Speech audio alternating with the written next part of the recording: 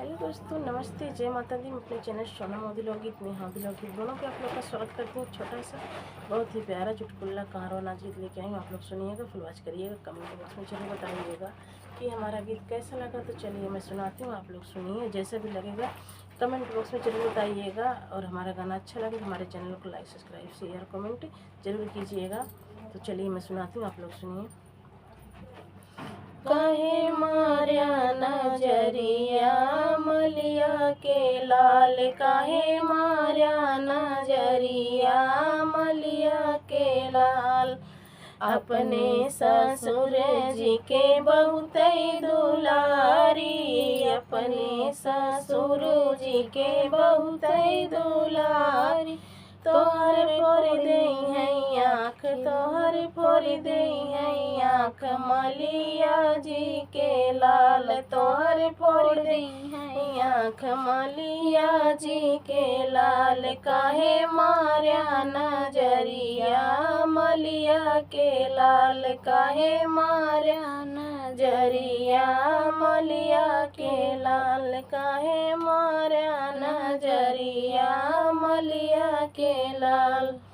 अपने जेठ जी के बहुत दुलारी, अपने जेठ जी के बहुत दुलारी। तोहर फोड़ दई है मूड़, तोहर फोड़ दई है मूड़ मलिया जी के लाल, तोहर फोड़ दई है मूड़, तोहर फोड़ दई है मूड़ मलिया जी के लाल। काहे मार्या नजरिया मलिया के लाल, काहे मार्या नजरिया मलिया के लाल, काहे मार्या नजरिया मलिया के लाल।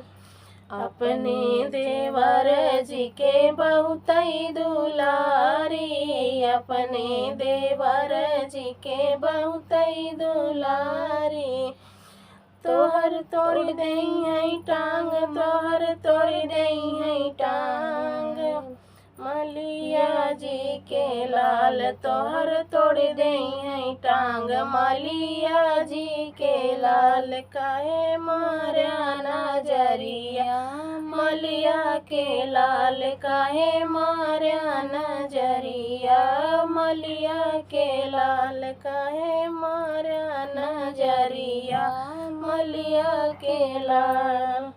अपने बालमा जी के बहुत दुलारी, अपने बालमा जी के बहुत दुलारी। तो है भेज दई है जेल मलिया जी के लाल, तो है भेज दई है जेल मलिया जी के लाल। काहे मार्या नजरिया मलिया के लाल, काहे मार्या नजरिया मलिया के लाल, काहे मार्या नजरिया मलिया के लाल।